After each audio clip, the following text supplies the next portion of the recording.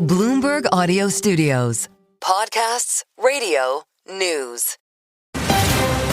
You're listening to the Bloomberg Balance of Power podcast. Catch us live weekdays at noon and 5 p.m. Eastern on Apple CarPlay and Android Auto with the Bloomberg Business app. Listen on demand wherever you get your podcasts or watch us live on YouTube. Fascinating conversation a little bit earlier on Bloomberg as David Gura spent some time with Andrew Cuomo generating the headline, Democratic Party Civil War. That's how the former governor, I should say, is describing the mayoral race that's currently underway. A civil war, one that even President Trump has tried to get involved in to try to get somebody to drop out. Because at the moment, this four-way contest favors Zohran Mamdani. And David Gura is with us now from World Headquarters in New York. It's great to see you two sit down, David, and I appreciate you bringing this conversation to us because this race feels frozen in time. It does. And you look at the polling data, Joe, and so much of it has stayed the same. It really is kind of glacial in how it's moving. And I think that's an element of frustration for Governor Andrew Cuomo, who, had a bad performance in the primary, took some time to think about his performance in that primary and sought to reinvent his campaign. But as I learned over the course of this conversation with him, a lot of the messaging is still the same. He's raising the specter here of what a Mamdani mayoralty would mean for New York City. And as you laid out, there were a number of directions that we could go, and obviously some questions about the policies that he prioritizes, what he hopes to put in place, and how to pay for them. But really, at this point in time, 40 days out from this election, I thought it was important to start with the state of play and how he sees the path forward to victory. And I started off by asking him about the polling. How do you see the path forward here, given the polling and sort of where things stand? I should note that the polling hasn't changed a tremendous amount in recent weeks. Yeah, it will change dramatically. What you see in the polls is Mamdani is always at about 40%. That leaves 60%. As you accurately pointed out, you have a multi-candidate field, so 4 people or 3 people are breaking up that 60%. I don't think you're going to wind up ultimately with that larger field. I think the field is going to collapse. I think it's going to come down to me versus Mr. Mamdani. And as I said, Mamdani has 40%. He has his very radical ideas, which are exciting to one group of the population, especially young people, but are polarizing to many other people. And I think it's going to come down to a one-on-one, and then it is a totally different race, David. Curtis Sliwa, the Republican candidate, says he's not dropping out. The incumbent mayor, Eric Adams, says he's not dropping out. We've passed the ballot deadline. If we were to have a race where it's you against Zohran Mamdani, polls still show him leading you by a substantial amount. What do you see in the electorate that the data aren't showing when it comes to that particular configuration? Yeah, well, polls are historically wrong, especially this year, especially in New York. On your first point, you can stay in the race. First of all, technically, nobody can get off the ballot, right? The question is, are you viable in the race? And you can have people who are in the race, but the voters just think they're not really competitive. They can't win. I'm not going to waste my vote. And I think that's what happens here. I think it comes down to me and Mamdani. I think when people understand what Mamdani stands for, besides what he has said on TikTok, he's anti-police, disband the police, legalize prostitution, legalize the drug trade, abolish jails. This would be anarchy in New York. Socialism does not work in New York City. It's antithetical. We're the business capital, right? We're pro-business. Business is the engine that drives the train. So none of that has been communicated yet. And when it does, I can tell you the minds will change. Is there an effort by you and your campaign to try to convince Eric Adams or Curtis Sliwa to drop out of this race? Are there conversations that are happening behind the scenes to make what I imagine you see as a compelling case for them to step aside to make this more of a one-on-one race? No, I'm sure they're making their own decisions. Look, I've been in elections where I have dropped out because I thought it was the right thing to do. They have a decision to make. There is no apparent path to victory for them. They, in essence, would act as a spoiler, and That's a decision they have to make. They have to make it personally, and that's their business. But again, I think it's going to come down to a two-person race no matter what, because that's what the polls are going to say, and that is the choice. I am a Democrat. My father was a Democrat. I worked for Bill Clinton. Zohran is a socialist. They call themselves Democratic Socialists, right? Didn't support Democrats. Said Barack Obama was a liar and evil, and didn't support Kamala Harris against Trump, right? So this is a very different, this is apples and oranges between the two of us. I want to ask you about some comments that Curtis Sliwa made yesterday. I'm sure you heard them. He was campaigning and suggested that you or affiliates of your campaign had reached out to him and offered him money to the tune of $10 million to drop out of this race. And I'm going to quote from what he said during that campaign event. He called these classic Andrew Cuomo tactics. Why don't you strap up Cuomo to a lie detection machine and ask him, and we'll all be blown to kingdom come because he's behind it. I don't have a polygraph machine with me here, but how do you respond to what he's alleging in those comments? Look, you have to take Sliwa with a grain of salt, right? He is a known con man. He's lied about being victims of crime before. But it's very simple, David. When he said that, someone should have said, who? Who offered you the money? Let him answer the question, because it would happen to be a crime, right? Who offered you money? He never said who, which sort of tells you, right, that it's all malarkey. There was no person who did it. I want to ask you, lastly, we've talked about the state of the race, where you hope that it's headed, and if we can, I'd like to look back to 1977, so a ways. You were 19, you were a student at Fordham University, your dad was making a run for mayor, and you were helping out on the campaign. He didn't win the Democratic primary and decided to run on an independent line for mayor. He ended up losing that race by 9 points. They say that history doesn't repeat itself, but it rhymes, and I know that you don't want history to repeat itself here. You'd like to win this race in a way that he wasn't able to back then 50 years ago. I'm not the first to point out this historical parallel, but I imagine you've thought about it. And I wonder how that experience has informed your outlook on this race. There was introspection after the primaries. You didn't do as well as you wanted to do. You decided to make this run. What can you learn about that race that your dad waged, and how does that inform the way that you're running this? Yeah. My father was an extraordinary individual on many levels. Highly principled, frankly atypical for a politician.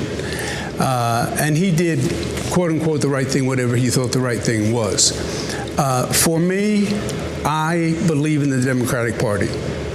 I believe in what my father stood for, what John F. Kennedy stood for, and Robert F. Kennedy stood for, and Bill Clinton, and what Mamdani represents, and this Democratic Socialists of America, DSA, socialists, call them whatever you want, is repugnant to the Democratic Party, I know.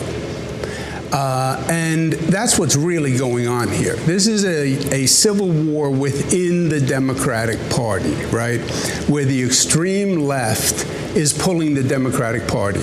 And the moderates are afraid of the extreme left.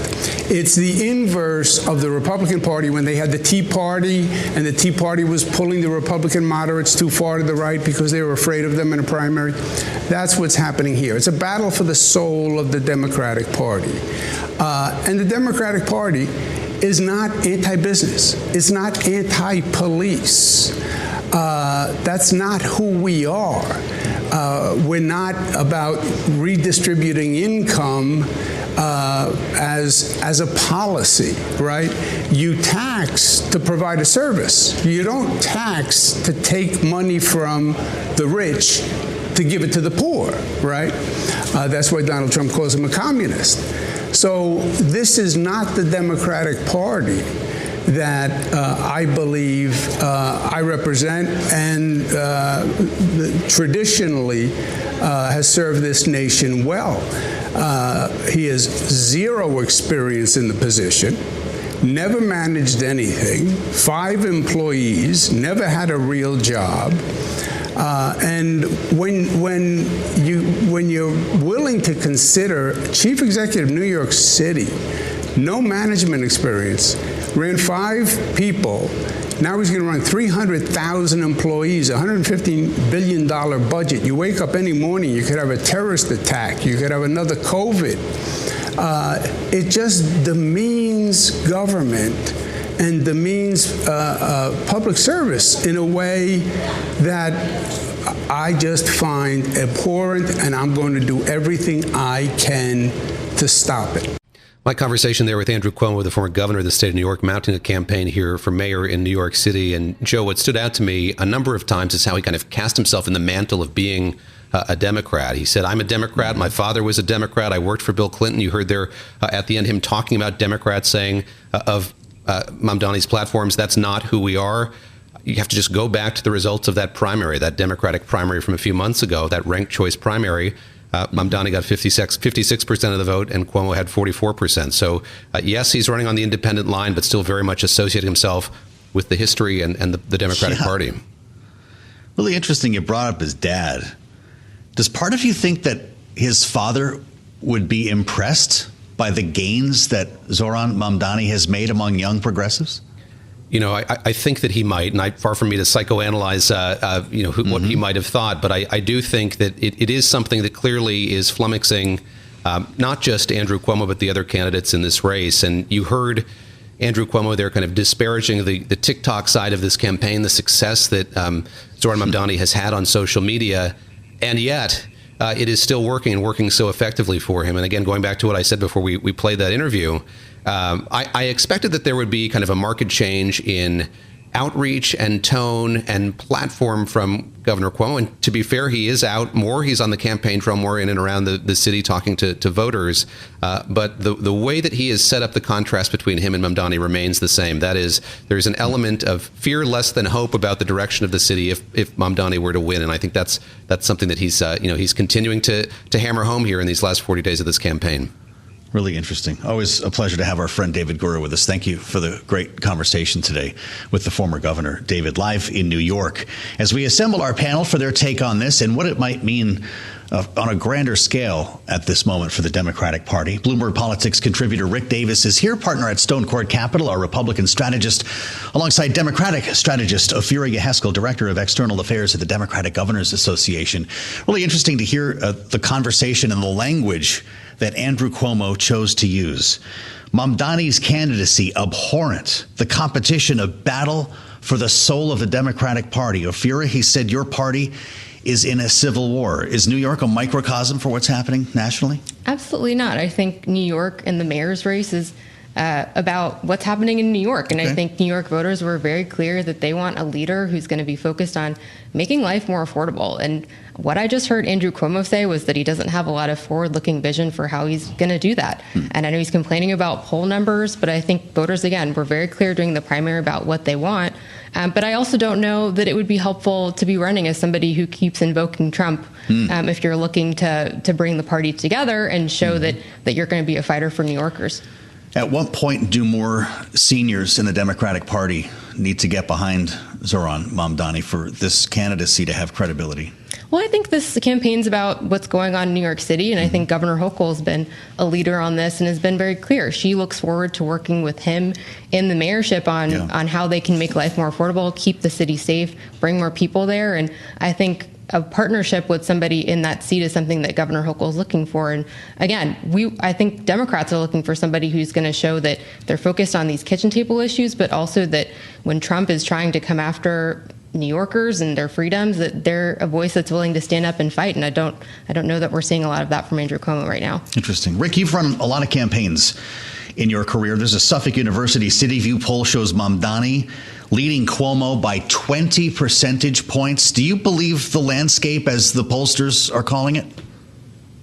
Yeah, even Cuomo said that, he was talking about Mamdani having 40%, which means he probably does have 45%. And I thought what was really interesting in that Suffolk poll is he has a above majority, over 50% of Hispanics, Asians, African Americans. I mean, like, the basis of the New York Democratic Party is their resilience with diversity. And Cuomo's not getting any of that.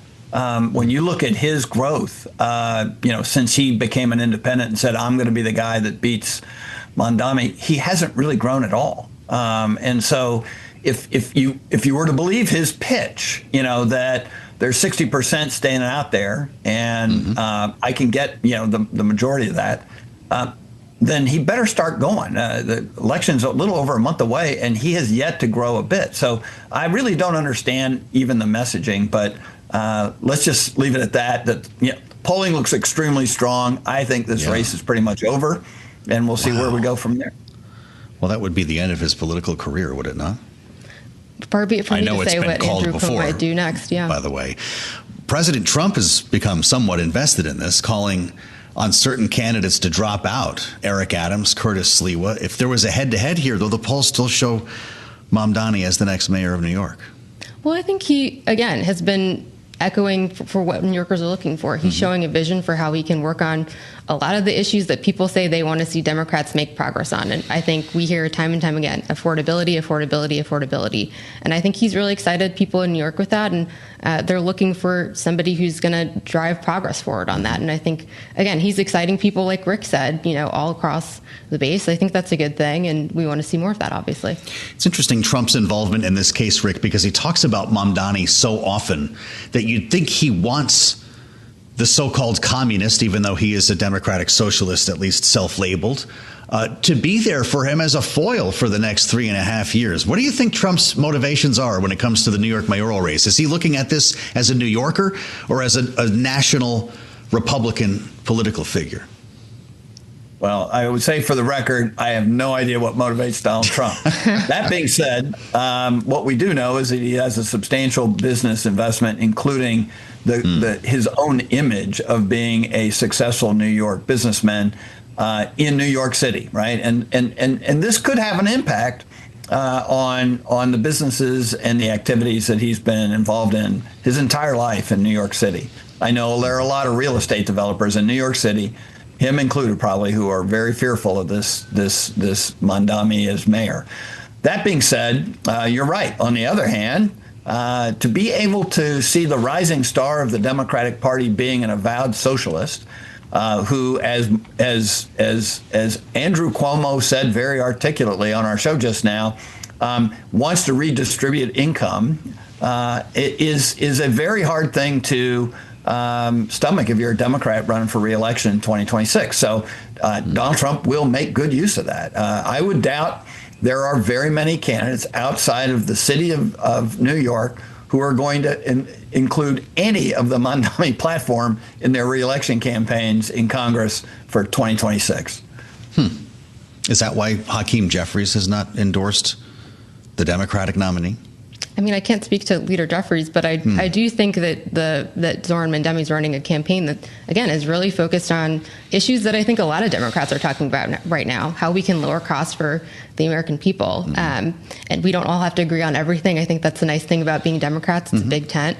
But I think where we're showing a real contrast is, again, that we're laser focused on how we can make life more affordable for people, keep them safe, put money back in their pockets, and not hearing a lot of that from Republicans on the other side. Well, maybe that endorsement doesn't matter. You look at these numbers. Rick Davis seems to think this thing's already baked. Does the Democratic leader in Congress matter in a New York mayoral race? Granted, he's from New York. Well, I think these races tend to come down to local issues and, again, local leaders. And I think Zohran has really distinguished himself in the field as somebody who is focused on how he can make life better for New Yorkers. And I think Governor Hochul jumped in and endorsed him because she's looking for a partner she can work with as governor and make sure we're uniting the party on what really matters, how we can lower costs for people, but also stand up against the president and the actions he takes that hurt. This was fascinating. To Rick's point, it's almost time to vote in New York. I'm really glad that you could both weigh in on this. And a great conversation David Gura brought us with Andrew Cuomo. Ophelia Haskell, thank you, as always. Democratic Governors Association, of course, our friend Rick Davis, Bloomberg Politics contributor and Republican strategist partner at Stone Court Capital. Thank you so much for the great conversation. I'm Joe Mathieu in Washington. We've got another good one coming up for you. Chris Sununu is going to sit down with us. The former governor of New Hampshire is on to the next chapter of his career, but he's still talking politics, and he's going to be with us coming up next. Stay with us on Balance of Power. We'll have much more coming up after this. You're listening to the Bloomberg Balance of Power podcast. Catch us live weekdays at noon and 5 p.m. Eastern on Apple CarPlay and Android Auto with the Bloomberg Business app. You can also listen live on Amazon Alexa from our flagship New York station. Just say, Alexa, play Bloomberg 1130. We've covered a lot of ground this hour already. Ticked our way through a possible government shutdown, the better than expected economic data we saw this morning, the New York mayoral race. And we get to cook it all down with an old voice on the show, a friend of the program who has entered a new chapter in his career. I don't know if I can even call it a political career anymore. The former mayor, Republican mayor. Mayor? We're doing Were you mayor ever a now? mayor? I've been demoted. I just had a mayor with me. It just came out of my mouth. Demoted. The former governor of the great state of New Hampshire, the live free or die state, Curtis Sununu. Great to see you back. Good to see you. You're not here as a senator or a congressman. You came back to Washington as the CEO of Airlines for America, which is the big trade group for the industry. You and I have talked a bunch about why you're not already down here seeking national office or something beyond being governor. And you always had a pretty good answer because you didn't think you could get a lot done here. What are you going to get done in this job? Well, that's the excitement of it. I mean, when folks first said, hey, come to Airlines America, and I said, well, it's a trade association in Washington. Yeah. You know, where's the connection with being governor? But the fact that you're looking at rebuilding the air traffic control system of America, which is desperately needed. I mean, 30 years of antiquated technology.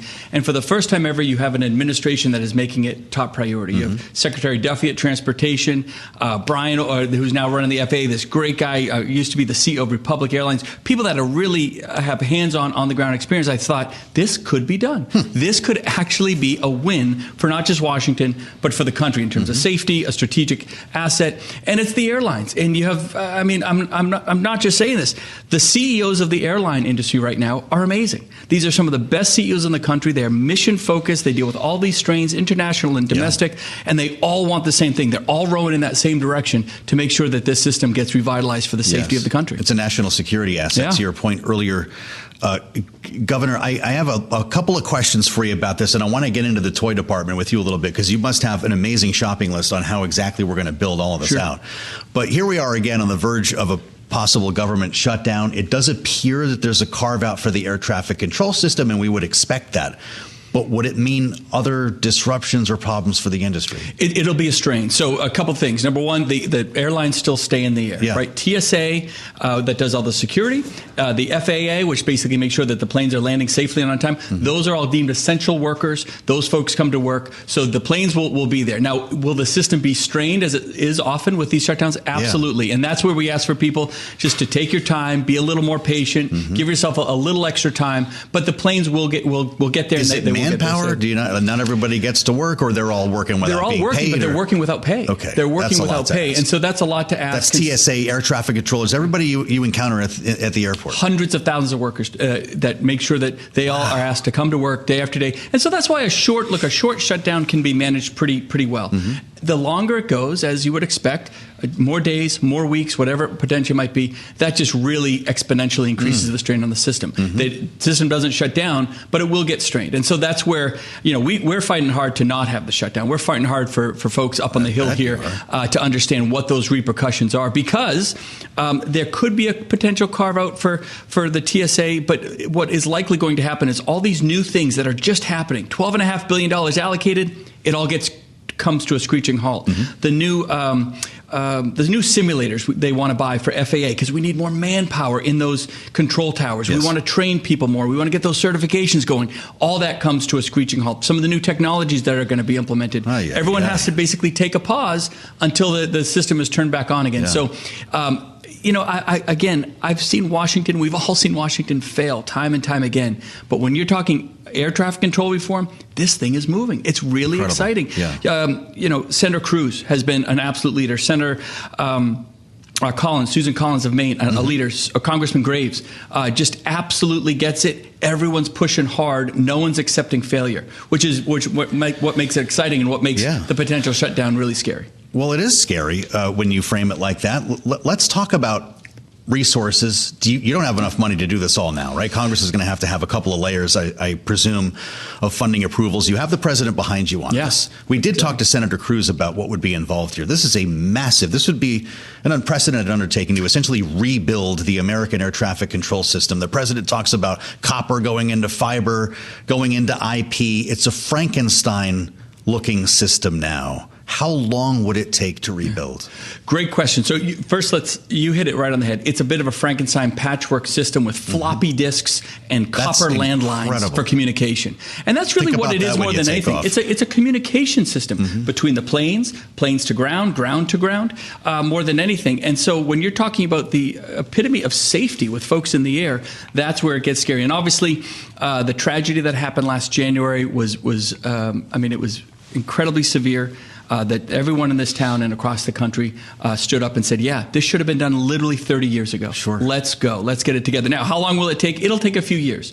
Congress has allocated $12.5 billion. That's a good chunk of change. But when you're talking about the most technologically advanced overhaul system that this project this country's ever seen, it's going to take a lot more than that. But we've kind of outlined what are the quick wins. Let's get the copper, old-fashioned copper, out of the ground and put fiber in the ground so these towers can talk to each other. Let's upgrade like I said, the simulators, the opportunities to bring more people, younger people, new workers into the FAA, into those control towers, so you have the redundancy. Those are easy and short wins that the Secretary understands, that the FAA understands, and that we think are going to be undertaken pretty quickly. So you get that done. That's, I guess, the low-hanging fruit. Yeah. Do you essentially then end up building a tandem system? It's like building the other Cape Cod Bridge, and then eventually you just move everybody over to the new one, or does it actually have to be integrated into the existing system? It would be great to build a whole new system and turn the old one off and the new one. You can't do that. And it'd be great to do it nationally all at once. You just can't do that. So what I think the way they're going to go about it, they're going to bring what they call an integrator, kind of an overseer, if you will, of the project. Sometimes that doesn't go well, right? So the fact is, Secretary definitely knows there's got to be accountability in that. There's got to be standards. To your point, there's got to be a schedule that has to be kept, because the president's behind it, and he's behind it very loudly. So anyone that comes on board and isn't achieving those goals, they're going to be held to a very loud and public standard. Like, this is not Washington as usual, which is awesome. This is, when I only came down here about not even a month ago, and I told everybody, I said, look, Washington is moving faster than ever because of President Trump and this administration. So if you're going to keep moving at Washington pace, it ain't going to work. We got to not just keep up, but we got to, sprint just to keep pace with these guys. But the team is there to do it, which is really exciting. So what's going to happen is they're going to look at it, I think, regionally, and kind of 3 or 4 major pieces of the system that get overhauled and patchworked in and replaced one at a time. Boy, fascinating. I don't know if you have a price tag on this, but this is a Congress that can't even keep the lights on, it looks like, by the time we get to next Wednesday.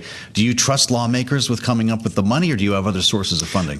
So I believe that the additional sources of funding will be there if and when we achieve those results. I see. What I've said is get these 3 or 4 wins. Show Congress it's a win. Show some progress, show that it's working. And when you do that, as a governor, I can tell you, we did it in New Hampshire, the legislature says, oh, okay, it's working. There's accountability, there's standards. This isn't just a black hole of money. We're getting something, a return on our investment. The system's getting safer. Our Americans are getting, where there's better customer service on the front, back end, or sometimes the side you don't see, which is just making sure that plane lands safely on time, gets to your gate, and folks have confidence in the system. Really interesting. When all those pieces come together, I have no doubt that Congress will take further actions and, again, keep that investment coming to make sure that this system is built out to fruition, not just piecemeal, not just we tried something, it didn't work.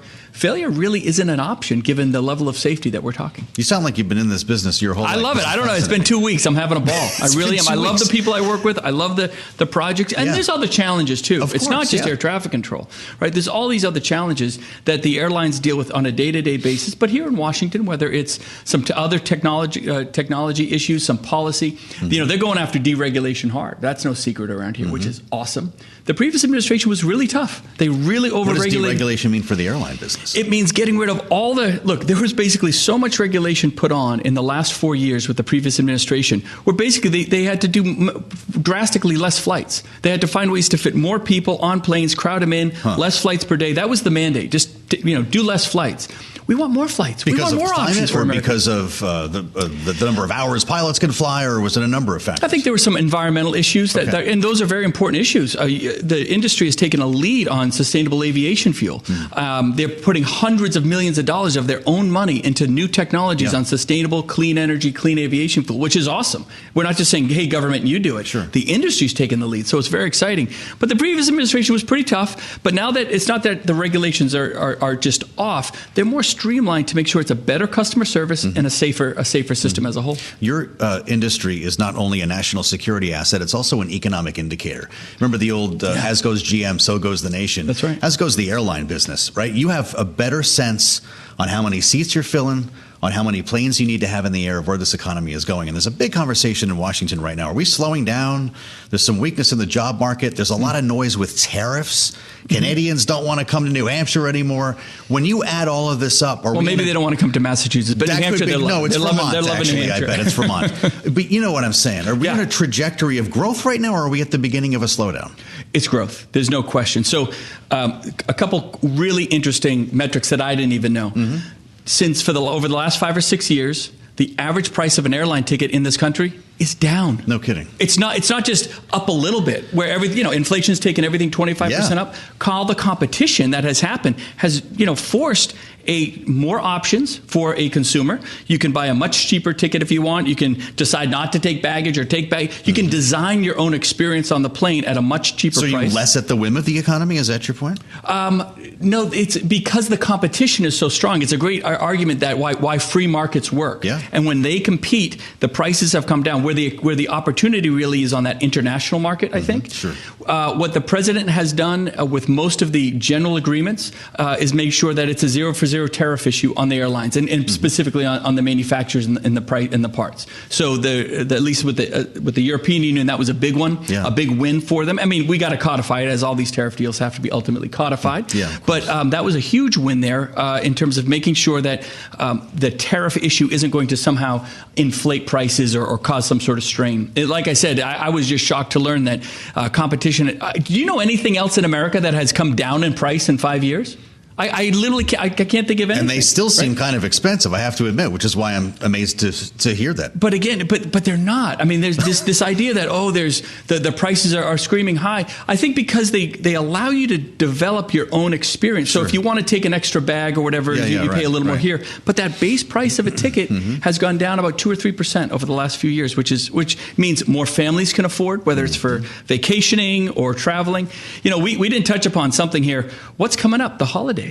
So when you talk about government shutdown and putting a strain on the system, I don't know about you. What do you do for Thanksgiving? Do you stay at home? Do you Christmas? Do you travel? What do you do? I try to go home. Try to go home. But I'm usually driving because and then I end up taking 10 hours to get to New England. So many millions of Americans. Can you get me home this year? Can I get you home this year? To New England. Well, everyone's loving the airline, so they're flying. If we stay open, if there's no strain shutdown, I'll do what I can to get you home. When do we get a supersonic? When do we get a Concorde for the future? When's the supersonic jet going to be part of this fleet that you're now helping to run? I don't know, but I'm going to make that the next. Let me get air traffic control taken care of, and then we'll work on the supersonic. But technology is a big part of your industry here, obviously, and the CEOs that you mentioned are using it to improve things a lot. Forget the planes for a minute. When does AI become a factor, or is it already in the call centers at the airlines? AI is already in place. I mean, AI is in place almost everywhere. So whether it's call centers, whether it's helping with dynamic pricing, whether it's making sure that you can create your own package and model, whether you want a nonstop flight, whether you want to stop in Des Moines, whether you want to take an extra bag, whether you want just to sit in the back, sit in the front, have extra legroom, whatever it is, you're kind of designing your own system. And AI does that, helps with a lot of that dynamic pricing, which has kept the competition and the prices low. When we're talking about air traffic control, of course AI is going to come into play. The robots aren't landing your planes. Let's not make any mistake about that. No. But they're calling balls and strikes. But having a backup system that says, the weather in Los Angeles, and we have a flight leaving Des Moines, but that could affect this connecting flight out of Miami, and in real time crunch all that data to say, hey, the incoming flight from Chicago to Boston, let's get that out of the gate a little faster. Are you getting the data from the government that you need on that front? The airlines work very closely. And it's not just with the government. I mean, they've made such huge investments in their own AI systems. They've got their own data. Yeah, their own data, their own AI systems. When it comes to weather specifically. Yeah. And when the FAA gets it, when the real bulk of the rebuild of the air traffic control system comes underway, obviously, again, AI won't necessarily be on the front end, but the back end as a kind of a redundancy, a back check system in a variety of different ways, just to make sure that folks are getting from A to B faster, safer, and with confidence. You get to fly free now? Do I fly for? Yeah, do I fly for free? I didn't think you'd answer it. I haven't flown. I just got the job 2 weeks ago. Oh man, let's go down to the airport. Let's go to Nashville. We'll go to Vegas together. I'll find out if I fly for free, and I will let you know when I come back in a week. All right, fantastic. Please do come back. It's great to see you. I'm happy that now I'm right up the road. We're neighbors. Yeah, this is. I used to be a cynic about this town, but now I'm like Shrek. I love the swamp. I love it. This is my swamp now, and I'm loving it here. I love that as well. Chris Sununu, the former governor of New Hampshire. What a great opportunity to catch up on things without the pressure of elected office. He's the new CEO of Airlines for America, of course, former Republican governor. You never know who you're going to bump into around here. We're going to have to make this a regular thing. Thanks for listening to the Balance of Power podcast. Make sure to subscribe if you haven't already at Apple, Spotify, or wherever you get your podcasts. And you can find us live every weekday from Washington, D.C. at noontime Eastern at Bloomberg.com.